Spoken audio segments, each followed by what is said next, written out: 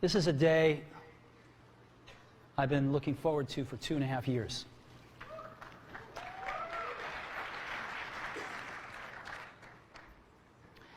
Every once in a while, a revolutionary product comes along that changes everything. And Apple has been, well, first of all, one's very fortunate if you get to work on just one of these in your career. Apple's been very fortunate.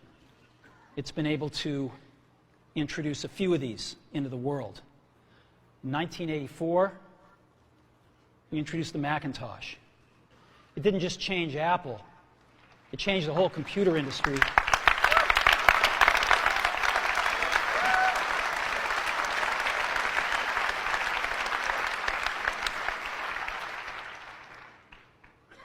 In 2001, we introduced the first iPod. And it didn't just change the way we all listen to music. It changed the entire music industry.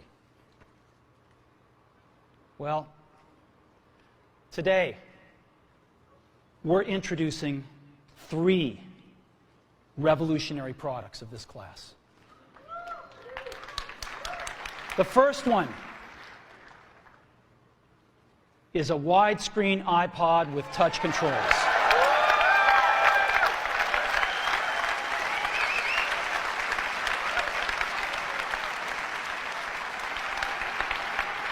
The second is a revolutionary mobile phone.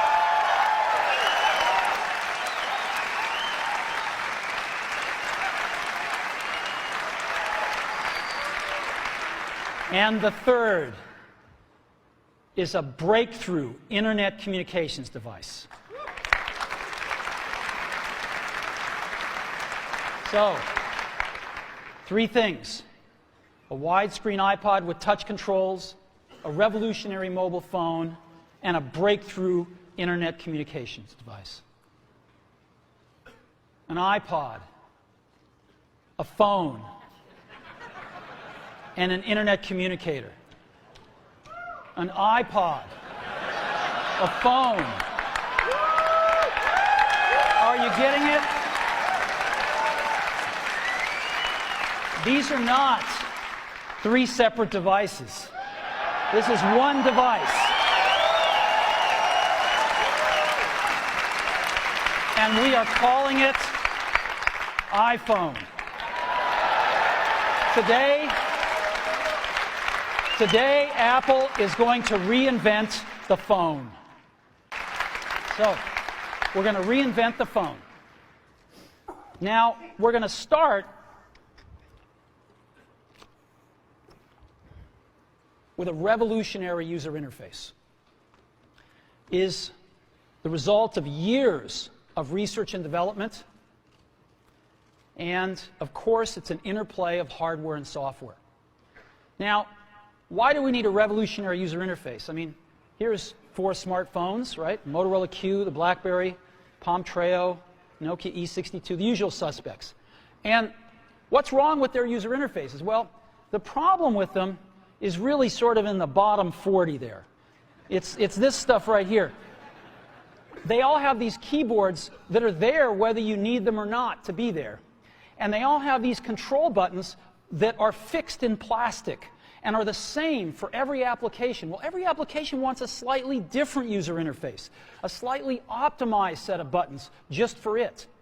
And what happens if you think of a great idea 6 months from now? You can't run around and add a button to these things. They're already shipped. So what do? It doesn't work because the buttons and the controls can't change. They can't change for each application, and they can't change down the road if you think of another great idea you want to add to this product. Well, how do you solve this? It turns out we have solved it. We solved it in computers 20 years ago. We solved it with a bitmap screen that could display anything we want, put any user interface up, and a pointing device. We solved it with the mouse, right? We solved this problem. So how are we going to take this to a mobile device? Well, what we're going to do is get rid of all these buttons and just make a giant screen. A giant screen. Now, how are we going to communicate this? We don't want to carry around a mouse, right? So what are we going to do? Oh, a stylus, right? We're going to use a stylus. No. No. Who wants a stylus? You have to get them and put them away and you lose them. Yuck. Nobody wants a stylus. So let's not use a stylus. We're going to use the best pointing device in the world. We're going to use a pointing device that we're all born with. We're born with 10 of them. We're going to use our fingers. We're going to touch this with our fingers. And we have invented a new technology called multi-touch, which is phenomenal. It works like magic. You don't need a stylus. It's far more accurate than any touch display that's ever been shipped. It ignores unintended touches. It's super smart. You can do multi-finger gestures on it. And boy, have we patented it. So, third thing I want to talk about a little is design. We've designed something wonderful for your hand. Just wonderful. And this is what it looks like. It's got a 3.5-inch screen on it. It's really big. And it's the highest resolution screen we've ever shipped. It's 160 pixels per inch. Highest we've ever shipped. It's gorgeous. And on the front, there's only one button down there. We call it the home button. It takes you home from wherever you are. And that's it. Let's take a look at the side. It's really thin. It's thinner than any smartphone out there at 11.6 millimeters. Thinner than the Q, thinner than the Blackjack, thinner than all of them. It's really nice. And we got some controls on the side. We got a little switch for ring and silent. We've got a volume up and down control. Let's look at the back. On the back, the biggest thing of note is we got a 2-megapixel camera built right in. The other side, and we're back on the front. So let's take a look at the top now. We've got a headset jack, 3.5 millimeter. All your iPod headphones fit right in. We've got a little tray for your SIM card. And we've got one switch for sleep and wake. Just push it to go to sleep, push it to wake up. Let's take a look at the bottom. We've got a speaker, we've got a microphone, and we've got our 30-pin iPod connector. So that's the bottom. Now, we've also got some stuff you can't see. We've got 3 really advanced sensors built into this phone. The first one is a proximity sensor. It senses when physical objects get close. So when you bring iPhone up to your ear to take a phone call, it turns off the display and it turns off the touch sensor instantly. Well, why do you want to do that? Well, 1, to save battery, but 2, so you don't get spurious inputs from your face into the touch screen. Just automatically turns them off, take it away, boom, it's back on. So it's got a proximity sensor built in. It's got an ambient light sensor as well.